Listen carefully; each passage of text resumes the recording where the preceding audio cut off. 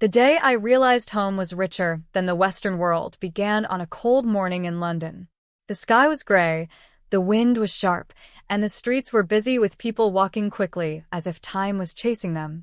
I had lived there for 3 years. 3 long years. When I first arrived from Africa, everything looked like a dream. The tall buildings, the trains that arrived exactly on time, the shiny cars, the clean streets, the quiet buses where nobody spoke.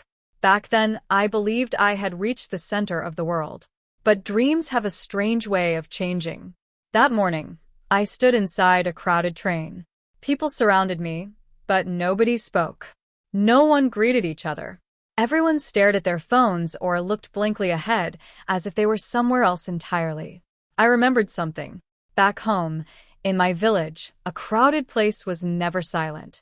Someone would be laughing. Someone would be telling stories. Someone would be greeting an elder. Someone would be arguing about football. Someone would be selling roasted corn. But here, silence lived among the people. The train stopped. Doors opened. Everyone stepped out like robots following instructions. I followed. Outside, the wind slapped my face. Cold. Unforgiving. That was when the memory came. The smell of wood smoke. The sound of goats. The laughter of children running barefoot. Home. I grew up in a village where mornings began with the crowing of roosters and the smell of boiling tea leaves. My grandmother used to say something. A man who forgets his home is like a tree that forgets its roots. Back then, I didn't understand. All I wanted was to leave. Like many young men, I believed the Western world was paradise. People in the village spoke of it like a golden land. Over there, money grows like grass. Over there, life is easy. Over there, nobody suffers. And I believed them. So I worked hard, studied hard, prayed hard. When I finally got the chance to travel abroad, the whole village celebrated. Drums were beaten.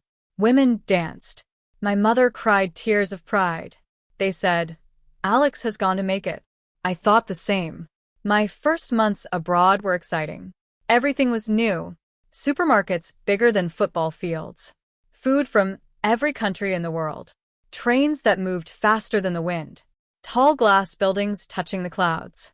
But slowly, something began to feel strange. People lived in beautiful houses, yet they rarely knew their neighbors. Families lived in the same house, yet everyone stayed in separate rooms. Meals were eaten alone. Laughter was rare. One evening I visited a colleague named Daniel. He lived in a large apartment. Modern furniture. Big television. Everything looked expensive. But the house felt empty.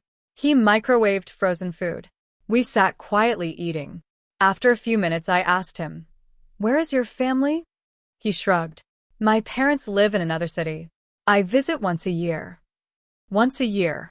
I almost dropped my fork. Back home, my mother would worry if I stayed away for 2 days.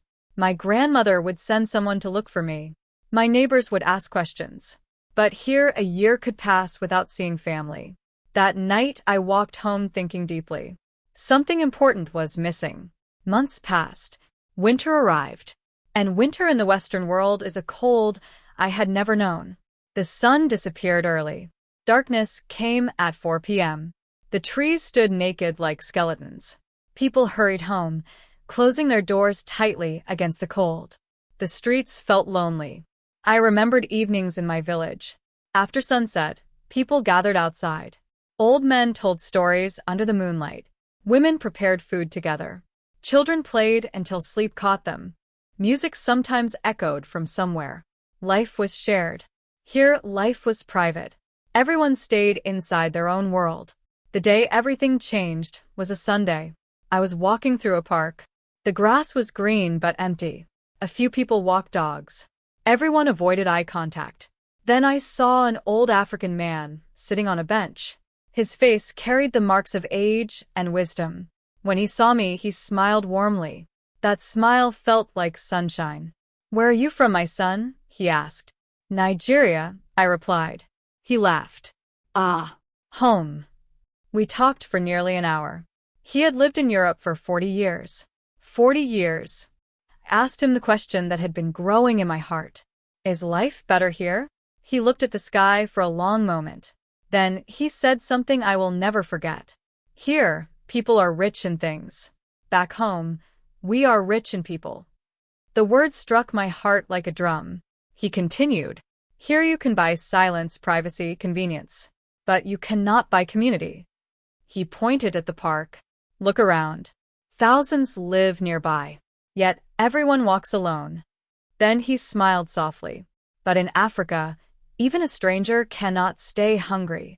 I felt something shift inside me. That evening I called my mother. The moment she heard my voice, she shouted with joy. Alex, My son. are you eating well? Are you sleeping well? When are you coming home? In the background I heard neighbors greeting. Someone shouted, Is that Alex? Another voice laughed. The house was alive with people. I suddenly realized something powerful. Back home, nobody succeeds alone. Your success belongs to the whole community. Your struggles are shared. Your joy is multiplied. Here, success felt lonely. Very lonely. The next year, I finally visited home. As the plane descended over Africa, my heart beat fast. The red earth, the scattered villages, the bright sun. It felt like breathing again. At the airport, my family was waiting. Not just my parents, uncles, cousins, neighbors, even people I barely remembered. They hugged me as if I had returned from war. Someone shouted, Alex is back. Laughter exploded everywhere. Someone started beating a drum. I stood there surrounded by people. And suddenly I understood. True wealth is not counted in money. It is counted in love, connection, culture, and belonging. The Western world had given me opportunities, education, technology, experience. But Africa had given me something far deeper. Identity, Community. Roots. and roots are priceless. That was the day I realized something powerful. Home was richer than the Western world. Not richer in skyscrapers. Not richer in machines. But richer in the things that truly make life meaningful. People. Stories. Tradition. Warmth. Belonging. And as my grandmother once said, a tree without roots cannot stand.